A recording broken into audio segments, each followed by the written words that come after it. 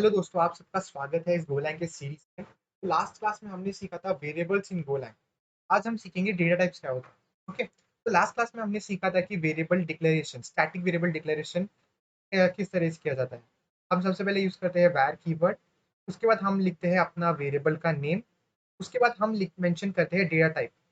Data type मतलब हम वो वेरिएबल में तरीके किस हम जो वैल्यू स्टोर करने वाले हैं उसका टाइप क्या होता है। क्या वो इंटीजर टाइप का है, कि क्या वो स्ट्रिंग टाइप का है, क्या वो बूलियन टाइप का है। तो वो हम यहाँ पे मेंशन करते हैं इस डेटा टाइप के फील्ड में। ओके, तो गोलैंग में डेटा टाइप जो है वो डिफरेंट टाइप्स के होते हैं। तो हम देखते हैं कि गोलैंग में डिफरेंट टाइप्स के डेटा टाइप्स। ओके, तो मैंने आपके यहाँ पे आपके लिए एक डायग्राम बनाया है। तो देखते हैं गोलैंग में डेटा टाइप्स। तो सबसे पहले हम देखते हैं इंटीजर्स। ओके, तो इंटीजर्स मतलब क्या होता है? इंटीजर्स मतलब नंबर्स होता है। ओके, 1 2 3 4 5 नंबर्स नंबर स्टोर कर सकते हैं हम यूजिंग इंटीजर्स। ठीक है, तो इंटीजर्स भी फर्दर क्लासिफाइड किया गया है दो टाइप में। एक तो है साइंड इंटीजर्स और दूसरा है अनसाइंड इंटीजर्स। ओके, तो साइंड इंटीजर्स मतलब यहाँ पे हम साइंड इंटीजर्स मतलब हम यहाँ पे पॉजिटिव वैल्यूज भी स्टोर कर सकते हैं, साथ ही साथ नेगेटिव वैल्यूज भी हम यहाँ पे स्टोर कर सकते हैं। साइंड में भी हमने उसको फर्दर क्लासिफाइड किया है। देखिए अंदर इंट एट। इंट एट मतलब क्या? इंटीजर्स। और इंटीजर्स जो है 8 बिट्स लॉन्ग। 8 बिट्स मतलब क्या?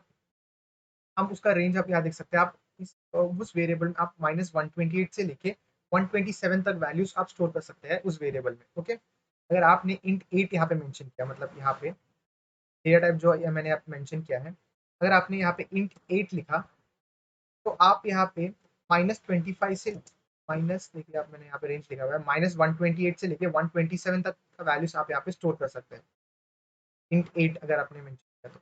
और अगर आपने डेटा टाइप इंट 16 लिखा तो आप -2 to the power 15, तो 2 to the power 15 -1 तक, मतलब बहुत लंबा रेंज है और वैल्यूज आप स्टोर कर सकते हैं आपके वेरिएबल में।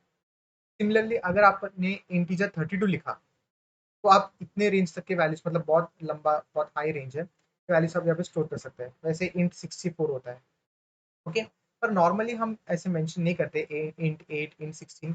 आप यहाँ पे मेंशन तो कर सकते हैं इंट एट या इंट 16, पर नॉर्मली हम सिर्फ इंट करके लिखते हैं यहाँ पे। ओके, यहाँ पे हम इंट एट नहीं, इसे हम नॉर्मली इंट एट करके लिखते हैं। और अगर आपने इंट लिखा, सिर्फ अगर आपने आगे मेंशन नहीं किया 8 या 16, 32 ऐसे बिट्स अगर आपने मेंशन नहीं किया, तो आपका जो भी आपका सिस्टम का जो बाय डिफॉल्ट जो इंटीजर्स साइज लेता है वो उधर आ जाएगा। अगर आपका 64 बिट ऑपरेटिंग सिस्टम है तो आपका जो इंट है वहाँ पे बाय डिफॉल्ट उसका साइज हो जाएगा 64। और अगर आपका 32 बिट ऑपरेटिंग सिस्टम है तो आपका वहाँ पे इंट 32 सेट हो जाएगा। तो आपको सिंपली यहाँ पे इंट लिखना है और आपका ऑपरेटिंग सिस्टम ही डिसाइड कर लेगा कि इंट 32 सेट करना है कि इंट 64। ठीक है, वो प्लेटफॉर्म इंडिपेंडेंट है, प्लेटफॉर्म डिपेंडेंट है, आपका ऑपरेटिंग सिस्टम डिसाइड करता है। तो सिमिलरली हमारे यहाँ पे अनसाइंड इंटीजर्स भी है। अनसाइंड इंटीजर्स मतलब आप वेरिएबल में सिर्फ पॉजिटिव वैल्यू स्टोर कर सकते हैं। ठीक है, अब यहाँ पे देख सकते हैं, अगर मैंने यू यू मतलब अनसाइंड इंट एट अगर स्टोर किया तो मैं 0 से लेकर 255 तक का वैल्यू स्टोर कर सकता हूँ। सिमिलरली अनसाइंड इंटीजर 16 में मैं 0 टू 2 to the power 16 -1 तक के वैल्यूज में यहाँ पे स्टोर कर सकता हूँ। ओके, इधर भी सिमिलरली अगर आपने सिर्फ यू इंट मेंशन किया, अनसाइंड इंट मेंशन किया यही यहाँ पे, तो आपका ऑपरेटिंग सिस्टम डिसाइड करेगा कि 32 बिट लूँ कि 64 बिट लूँ। ओके, तो नॉर्मली हम मेंशन नहीं करते नंबर, हम बस सिंपली यहाँ पे इंट लिखते हैं, यानी तो अनसाइंड इंट ऐसा लिखते हैं। ठीक है, तो इस तरीके से आप वेरिएबल शो कर सकते हैं। तो मैं आपको अभी यहाँ पे एग्जांपल दिखाता हूँ कि देखिए मैंने यहाँ पे अभी डेटा मैंने इंट वेरिएबल हमारा वैर कीवर्ड, उसके बाद वेरिएबल का नाम है ए, और यहाँ पे मैंने इंट लिख दिया। ठीक है, डेटा टाइप, और मैंने यहाँ पे 66 स्टोर कर दिया। और अभी आप देखते हैं, मैं इसको रन करता हूँ कोड को, मेरा fmt.println मेरा ए प्रिंट हो जाएगा यहाँ पे आउटपुट में 6, यहाँ पे 6 हो गया। और अभी ये देखिए प्रिंट एल मतलब क्या? एल मतलब प्रिंट लाइन में मैंने ए वेरिएबल को प्रिंट कर दिया। अभी हमारे पास एफ जो मैंने अभी आपको बोला था फर्स्ट क्लास में, पैकेज एफ पैकेज के अंदर हमारा एक और मेथड है प्रिंट एफ। प्रिंट एफ जहाँ पे एफ स्टैंड फॉर फॉर्मेट। तो यहाँ पे बहुत हम फॉर्मेट स्पेसिफायर्स यूज कर सकते हैं। जैसे मैंने यहाँ पे यूज किया %t। तो परसेंट टी से क्या होता है कि हमारे जो भी वेरिएबल है उसका टाइप बता देता है वो। जैसे सिंपली आप डबल कोट्स में यहाँ पे कुछ भी लिख सकते हैं आप, ए इज ऑफ टाइप, तो सेम टू सेम यहाँ पे प्रिंट हो जाता है। उसके बाद ये जो परसेंट टी है वो रिप्लेस हो जाता है जो भी आपने यहाँ पे कॉमा कॉमा के बाद लिखा है। जैसे मैंने यहाँ पे कॉमा के बाद लिखा है ए, तो जो परसेंट टी है वहाँ पे आपका ए का जो टाइप है वो प्रिंट हो जाएगा, जहाँ पे यहाँ पे इंट प्रिंट हो गया। सिमिलरली अगर मैंने यहाँ पे इंट 32 लिखा, यहाँ पे रन किया, तो हमारा वेरिएबल ए उसका टाइप अभी बन चुका है 32, 32 बन चुका है। तो देखिए आप यहाँ पे इंट 32 प्रिंट हो गया। ओके, सिमिलरली आप यहाँ पे डेटा टाइप में यू लिख सकते हैं, मतलब अनसाइंड इंट, और मैं यहाँ पे नेगेटिव वैल्यूज भी स्टोर कर सकता हूँ, जैसे -66। अब मैंने यहाँ पे रन क्लिक कर दिया, तो देखिए अनसाइंड इंट 32 पर ओवरफ्लो हो रहा है, क्योंकि अनसाइंड जो है उसमें से, ओके मैंने उल्टा बोल दिया ना, अनसाइंड में से आप पॉजिटिव वैल्यू स्टोर कर सकते हैं। ठीक है, तो अगर आपने नेगेटिव वैल्यू स्टोर किया तो क्या होगा, हमारा यहाँ पे ओवरफ्लो हो जाएगा। अनसाइंड में आपसे पॉजिटिव वैल्यू स्टोर कर सकते हैं, तो आप यहाँ पे माइनस नेम 66 स्टोर कर सकते हैं। तो रन क्लिक किया और देखिए यहाँ पे 66। और अगर मेरे को नेगेटिव वैल्यू स्टोर करना पड़ेगा तो मुझे यू नहीं मेंशन करना पड़ेगा, सिर्फ इंट मेंशन करना, और मैं यहाँ की वैल्यूज को भी स्टोर कर सकता हूँ। ठीक है, यहाँ पे आप देख सकते हैं आउटपुट में -66 प्रिंट हो गया। ओके, तो ये है, ये सब कुछ है इंटीजर्स के बारे में। अब नेक्स्ट हम सीखते हैं फ्लोट के बारे में। तो फ्लोट हमारा जो है दो टाइप का होता है, फ्लोट 32 और फ्लोट 64। ठीक है, इसमें फ्लोट 8 और 16 ऐसा कुछ नहीं है, और आप सिर्फ फ्लोट करके भी मेंशन नहीं कर सकते। आपको एक तो मैं फ्लोट 32 मेंशन करना पड़ेगा, नहीं तो आपको फ्लोट 64 मेंशन करना पड़ेगा, कंपलसरी। ओके, तो फ्लोट मतलब क्या, फ्लोट मतलब अगर आपको आपके प्रोग्राम में डेसिमल नंबर स्टोर करना है, जैसे 1.25, 3.5, 7.55, ठीक है, ऐसा पॉइंट, डेसिमल पॉइंट, अगर डेसिमल नंबर्स को अगर स्टोर करना है तो आपको यूज करना पड़ेगा फ्लोट डेटा टाइप। ठीक है, मैं आपको दिखाता हूँ। अगर आपने यहाँ पे अगर अगर ट्राई किया, जैसे मैंने यहाँ पे 6.6 स्टोर करने की कोशिश किया एक इंटीजर में, तो क्या होता है देखते हैं। ठीक है, इसको रन दबाया, तो देखिए तो क्या होता है कि कांस्टेंट 6.6 ट्रंकेटेड टू इंटीजर। ठीक है, तो ये पॉसिबल नहीं है। अगर मैंने इसको अगर कमेंट आउट कर दिया तो ये पॉसिबल नहीं है, हम इंटीजर्स के अंदर फ्लोट वैल्यूज को स्टोर नहीं कर सकते। तो इसके लिए हमें यहाँ पे फ्लोट डेटा मेंशन करना पड़ेगा। फ्लोट 32 लिखते हैं। ठीक है, फ्लोट 32 नहीं तो फ्लोट 64। मैंने यहाँ पे फ्लोट 32 में ए को स्टोर कर दिया, मैंने यहाँ पे रन क्लिक कर दिया, और आप यहाँ पे देख सकते हैं 6.6 प्रिंट हो गया। और देखिए a is of type float 32। ठीक है, क्योंकि मैंने यहाँ पे परसेंट टी लिखा था, तो और मैंने उसके कॉमा के बाद ए लिखा है, ए का जो भी टाइप है यहाँ पे प्रिंट हो गया फ्लोट 32। सिमिलरली अगर आप यहाँ पे फ्लोट 64 लिखते हैं तो ज़्यादा रेंज वैल्यूज को स्टोर कर सकता है, मतलब अगर मैं 6.65 ऐसा कुछ बड़ा नंबर लिख दिया पॉइंट के बाद, तो उसको भी फ्लोट प्रिंट कर सकता है। देखिए 6.6545। तो ये सब कुछ है फ्लोट के बारे में। अब ये देखिए रून एंड बाइट, ये एक special type of data types है, मैं इसके बारे में बात करूंगा। पहले हम देखते हैं स्ट्रिंग क्या होता है। ठीक है, तो स्ट्रिंग तो बहुत ईजी होता है। स्ट्रिंग क्या होता है कि अगर आपको कुछ भी, अगर आपको अपना नाम स्टोर करना है, नहीं तो आपको स्कूल का नाम, एड्रेस कुछ स्टोर करना है, जो नंबर्स नहीं होता, वर्ड्स वर्ड्स अगर आपको स्टोर करना है तो हम यूज करते हैं स्ट्रिंग डेटा टाइप। ठीक है, तो सिंपली आपको आपको वैर कीवर्ड मेंशन करना है, आपका वेरिएबल नाम लिखना है, बाद में आपको लिखना है स्ट्रिंग। स्ट्रिंग लिख दिया, उसके बाद अगर आपको वर्ड्स लिखना है तो आपको हमेशा याद रखना है आपको डबल कोट्स में लिखना है। तो मैंने यहाँ पे 2 डबल कोट्स बना दिया। अ, हमने तो आप इन्वर्टेड कॉमास बोल सकते हैं इसको। ठीक है, और मैंने अंदर कुछ भी नाम लिख दिया, यहाँ पे लिख दिया रमेश, रमेश यादव लिख दिया। ठीक है, और मैंने यहाँ पे रन दबाया, और आप देखिए देखिए रमेश यादव प्रिंट हो गया, और ए इज ऑफ टाइप स्ट्रिंग। ठीक है, तो आपको अगर आपको आपका नाम स्टोर करना है, नाम नहीं, आपको कुछ भी, आपका स्कूल का नाम, अगर आपको फ़ोन नंबर्स भी, अगर जो भी आप डबल कोट्स में डालते हैं ना वो स्ट्रिंग जैसे होता है। जैसे मैं यहाँ पे फ़ोन नंबर लिख सकता हूँ, 9022 फ़ोन नंबर है, रन दबाया, और देखिए प्रिंट हो गया। तो जो भी आप डबल कोट्स के अंदर लिखेंगे ना वो स्ट्रिंग जैसा ट्रीट करता है आप गोलैंग लैंग्वेज। ठीक है, वो स्ट्रिंग। तो आप इसे यूज कर सकते हैं, आपको वर्ड स्टोर करना होगा तो, ठीक है। अभी नेक्स्ट जो हमारा डेटा है वो है कॉम्प्लेक्स, ठीक है।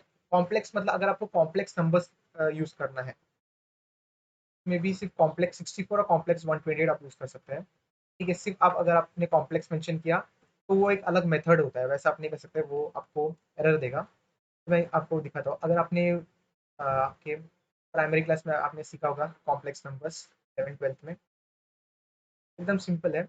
हम ए लिखेंगे और सामने हम लिखेंगे कॉम्प्लेक्स 64 और इक्वल्स आपको लिखना है। फिर आपको कॉम्प्लेक्स में क्या होता है, कॉम्प्लेक्स नंबर्स में दो पार्ट होता है, एक तो रियल पार्ट होता है और एक इमेजिनरी पार्ट होता है, ओके। तो हम कैसे लिखेंगे दोनों को, हम लिखेंगे कॉम्प्लेक्स, एक और बार लिखेंगे, ये ब्रैकेट्स डालेंगे, हम यहाँ पे लिखेंगे 10, 20। यहाँ पे जो 10 है, अगर आपने जो पहला वेरिएबल लिखा, जो पहला नंबर लिखा आपने कॉमा के पहले, वो हमारा होता है रियल पार्ट, और जो 20 होता है वो हमारे इमेजिनरी पार्ट होता है। अगर आप इसको रन करेंगे तो आपको जाएगा कॉम्प्लेक्स नंबर, हम देखिए हम ऐसा लिखते हैं ना, 10+2i, यहाँ पे जो 10 है वो हमारा रियल पार्ट है और जो 20 है वो हमारा इमेजिनरी पार्ट है। देखिए a is of type complex 64 window. तो अगर आपको कॉम्प्लेक्स नंबर्स के साथ कंप्यूटेशंस करना है, कैलकुलेशंस करना है, तो हम हमारे गोलैंग जो लैंग्वेज है उसने कॉम्प्लेक्स नंबर्स भी हमको प्रोवाइड किया हुआ है, ठीक है। मुझे नहीं लगता कि C++ में ये है फंक्शनैलिटी कॉम्प्लेक्स नंबर स्टोर करने का, पाइथन में है ऐसा लग रहा है मुझे। तो हम गोलैंग में ये भी कर सकते हैं, ठीक है। आपको कॉम्प्लेक्स मेंशन करना है, अगर आपने कॉम्प्लेक्स नहीं लिखा, आपने सिर्फ यहाँ पे एक नंबर लिख दिया तो क्या होता है देखता हो। अगर आपने यहाँ पे सिर्फ एक नंबर लिख दिया 10, तो ये जो 10 है वो रियल पार्ट जैसा ट्रीट हो जाएगा, और हमारा जो इमेजिनरी पार्ट है वो सिर्फ जीरो, देखिए जीरो जैसा होगा, जीरो हमारा इमेजिनरी पार्ट है और 10 हमारा रियल पार्ट हो जाएगा। फिर अगर आपको इमेजिनरी पार्ट भी चाहिए तो आपको कॉम्प्लेक्स ये आपको मेथड यूज करना पड़ेगा, ब्रैकेट्स के अंदर आपको लिख सकते हैं आप, देखो। तो 7 हमारा रियल पार्ट और ये दूसरा जो 7 है कॉमा के बाद वो हो जाएगा imaginary part, A is of type complex 16, okay. तो नेक्स्ट जो डेटा टाइप है वो है बूलियन। तो बूलियन वो कीवर्ड जो है वो है बूल, तो हम ये यूज करते हैं ट्रू नहीं तो फॉल्स वैल्यूज को स्टोर करने के लिए। जैसे देखिए मैं अगर इसको हटा के लिख देता हूँ बूल और मैं यहाँ पे लिख देता हूँ इक्वल्स टू, अगर मुझे बोलना है ये ट्रू है, ठीक है, मैं रन कर देता हूँ। अब आप देखिए क्या होता है, ए ट्रू प्रिंट हो गया और ए इज ऑफ टाइप बूल, बूल मतलब बूलियन, ओके। तो यही कुछ है, तो ये सब है डेटा टाइप्स।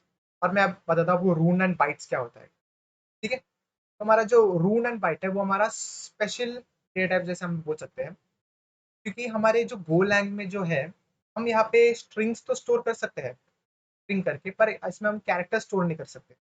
कैरेक्टर्स मतलब कि हम सिंगल ऐसा अल्फाबेट स्टोर नहीं कर सकते, A B C D। हमारे C++ सब में हम कैरेक्टर स्टोर कर सकते हैं, पर गोलैंग जो है वो कैरेक्टर्स को सपोर्ट नहीं करता, स्टोर कर नहीं सकता। तो इसके लिए हम यूज करते हैं बाइट और रून। तो बाइट जो है वो सिंपली क्या है, वो जो हमारा अनसाइंड इंट 8 जो है उसका एलियास है। सिमिलरली रून जो है वो इंट 32 का एलियास है। तो बाइट क्या कर सकता है, वो ASCII कैरेक्टर्स को स्टोर कर सकता है। तो ASCII कैरेक्टर्स क्या होता है, ASCII कैरेक्टर्स मतलब हमारे जो भी अल्फाबेट्स जो है वो हम ASCII में क्या होता है, उन नंबर से रिप्रेजेंट किया जाता है। जैसे ए को हम 65 बोलते हैं, बी को 66, सी को 67। सिमिलरली रून जो है वो ASCII से भी एक अलग सेट होता है, सिमिलरली है यूनिकोड कैरेक्टर्स करके, ठीक है। वो उस फॉर्मेट में उसको स्टोर करता है। मतलब आपको मैं यहाँ पे एग्जांपल दिखाता हूँ, अगर मैंने यहाँ पे लिख दिया var a और मैंने यहाँ पे लिख दिया room इक्वल्स टू, देखिए कैरेक्टर्स आपको अगर लिखना है तो आपको सिंगल कोट्स में एक कैरेक्टर लिख सकते हैं। और मैं यहाँ पे लिख दूंगा fmt डॉट प्रिंट एलन, मैं लिख दूंगा मैं ए, ओके, प्रिंट का ओ आ गया, प्रिंट एलन, ठीक है। अभी क्या होगा, ये ए में कैपिटल ए नहीं स्टोर होगा, यहाँ पे स्टोर होगा उसका ASCII वैल्यू। ए का ASCII वैल्यू जो है वो है 65। मतलब हम कंप्यूटर्स में जो है हम अल्फाबेट्स को स्टोर नहीं कर सकते, ठीक है, हम सिर्फ नंबर स्टोर कर सकते हैं। तो हम क्या करते हैं ASCII में, हम सब जो भी नंबर अल्फाबेट्स है उसको हम नंबर से रिप्रेजेंट करते हैं। जैसे मैंने अगर तो बी लिख दिया तो देखिए ए का 65 था, बी का क्या होता है 66 होता है, अगर आप गूगल में जाइए और सर्च करिए ASCII कैरेक्टर्स, बताता हूँ आपको। अपने ASCII सर्च किया और इमेजेस देखे हम, इमेजेस में देखिए कोई एक अच्छा एक इमेज अगर मुझे वाला देखता हूँ, तो देखिए आप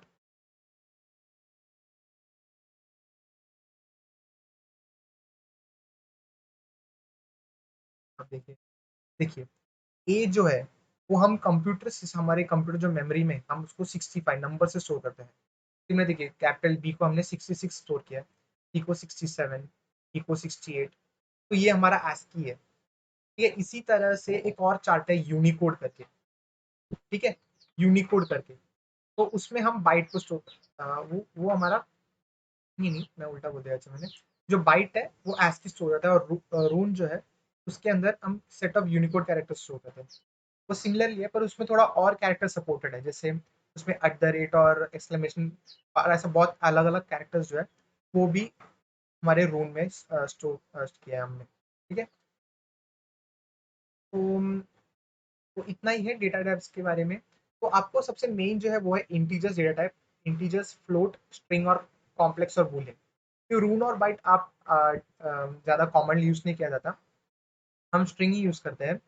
पर फिर भी आपको ये याद रखना चाहिए क्योंकि इसमें ज़्यादा कुछ नहीं है। हम इसमें सिर्फ रून एंड बाइट में एकदम बेसिक आपको याद रखना है कि जो रून है वो जो है वो int 32 का एलियास है, और बाइट जो है वो अनसाइंड int 8 का एलियास है। और बाइट जो है वो ASCII कैरेक्टर्स को रिप्रेजेंट करता है, और रून जो है it represent set of Unicode characters. ठीक है, तो इतना ही, मिलता हूँ आपसे अगले वीडियो में। Thank you.